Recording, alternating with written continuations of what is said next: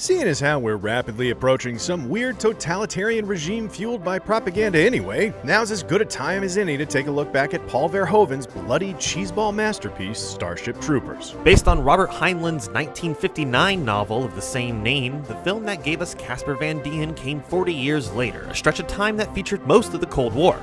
So surely views on the necessity of war didn't change in just 4 little decades, right? Well, it's time to find out. Come on, you apes, it's time to ask what's the difference.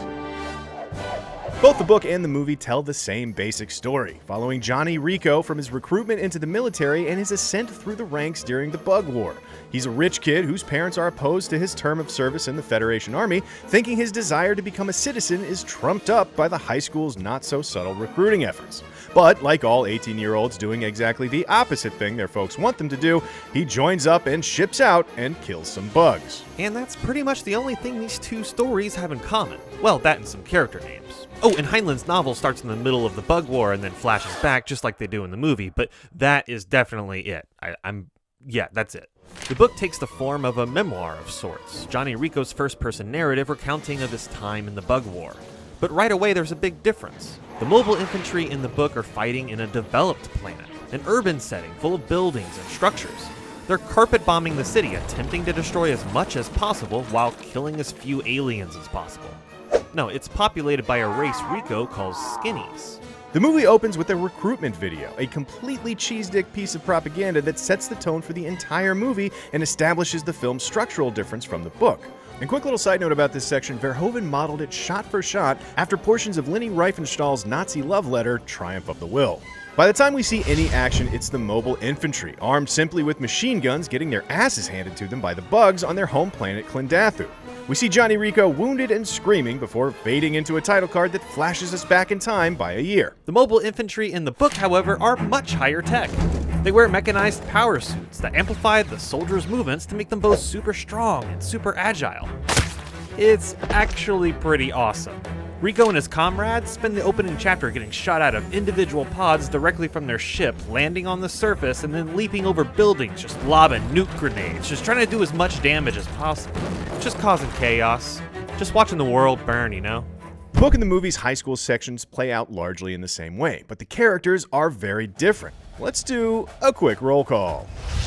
Movie Rico, Casper Van Dien, good-looking, bad at math, joins up because of a girl. Book Rico, also handsome, rich, and bad at math, but unclear on why he's joining. He's against it 1 minute, and he's all for it the next, just because Carl joins. Movie Carl, Neil Patrick Harris, great at math, a little psychic, manipulates ferrets. Book Carl, unlike Rico, not super rich, and definitely not psychic, but a fair tinkerer and electronics whiz, a shoo-in for a cushy research position. Movie Carmen, Denise Richards, Rico's girlfriend, great at math but can't handle alien stomachs, wants to be a pilot real bad. Book Carmen, smart and strong, and also wants to be a pilot. Even though Rico's mom adores her, she's not tied down with a steady boyfriend, Rico or otherwise. Movie Diz, Dina Meyer, athletic, a total badass, super into Rico, but he's only got eyes for Carmen. Book Diz didn't really exist. Well, you see, in the book, Dizzy Flores is a man, a soldier that buys the farm in the opening chapter. He's, a fart in the wind. Movie Rat Check, Michael Ironside. The not-so-subtle high school propaganda we mentioned? That's him. He's a no-bullshit, one-armed, truth-spewing son of a who's later revealed to be leader of the Roughnecks, a battalion of total punchers. Book Ratchek? He's dead too. He was the leader and namesake of Ratchek's Roughnecks when Rico first lands with the unit, but doesn't last too long. Rico's high school teacher is Mr. Dubois. He finds out later that Dubois was actually a decorated military man, but his arm-and-a-half situation keeps him fully out of active duty. Still, the scene in the movie where Ratchek goes on and on about violence being the only true way to solve conflicts is lifted straight from Dubois' lectures from the book.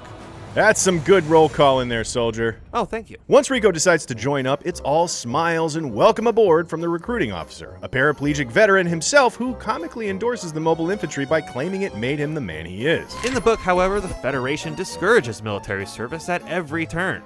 Firstly, the recruiting officer, who is similarly short on limbs, spends several minutes trying to talk Rico and Carl out of joining up. After signing up anyway, they get poked and prodded by a bunch of doctors. not to see if they're fit for duty, because they legally can't turn anyone down, but instead they're checking to see what duties they're physically capable to perform. After that, it's 48 hours leave to think it over one last time, and if they don't come back after those 2 days, it's no biggie. The army won't try to track them down. Skipping past a super rad jump ball sequence that is for some reason not anywhere in Heinlein's text, the film is wildly different from the book in a variety of ways. Plot-wise, for instance, Movie Johnny is from Buenos Aires and rethinks his decision to quit the MI when a bug meteor kills everyone, his parents included, in the Argentine city. In the book, though, Johnny's mom was just on vacation in Buenos Aires when the attack happened. An event that actually caused his previously anti-military dad to join up himself so that he could finally be a man.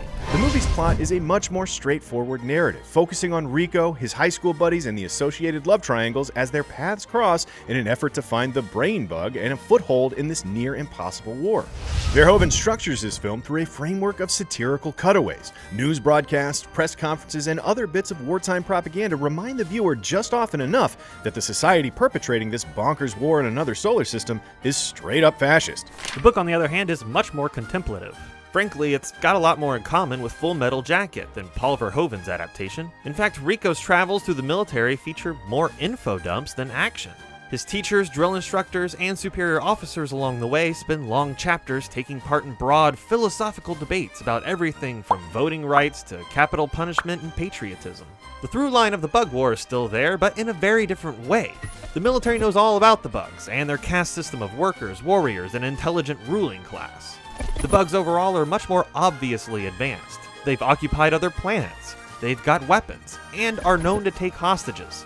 All of which is a far cry from the general arrogance with which they're treated in the film. By the end of the film, Johnny Rico is reunited with Carmen and Carl, all of them successful in their military careers, happily jaunting off to the next battle and another bunch of bugs to destroy. But the end of the book finds Rico in charge of the Roughnecks like his movie's counterpart, but Carl wound up dead on Jupiter instead of a high-ranking military psychic. Book Carmen and Rico only got to meet up for dinner once, but that's it. We also find out that Rico is now his own dad's commanding officer as they load up into launch tubes ready to take another run at Clendathu. Even with a very different plot, the biggest change from the book is still the difference that 40 years makes. Robert Heinlein wrote a book singing the praises of the military, preaching about its necessary place in any successful society. Written in the early days of the Cold War, shortly after the US halted its nuclear weapons testing, Heinlein's novel proclaimed quite explicitly that societies who don't stay aggressive don't stay around for long. In fact, many of the ideas in the novel were critiqued as adding up to nothing more than an overstuffed military recruiting pamphlet. Verhoeven's film, meanwhile, made in the late 90s, the post-Gulf War days of a budget surplus, says the opposite. We pissed off the bugs in their own home, and the subsequent war is our own fault. The resulting propaganda is meant to be ridiculous. The tactics in battle, sending soldiers hustling at hordes of arachnids with machine guns that have little to no effect on the enemy, are meant to look equally dumb. But while the book became one of the most influential and controversial pieces of science fiction in the 20th century, the movie, with all its limb-severing gore and, well, let's call it stiff performances, You're some kind of big, fat, smart bug, aren't you? may have been too smart for its own good, satirizing the most fascist elements of the novel. That'll do it for this episode of What's the Difference? Would you like to know more? Hello? Is it... Oh, it isn't interactive. Okay, well, just like and subscribe to CineFix for more What's the Difference?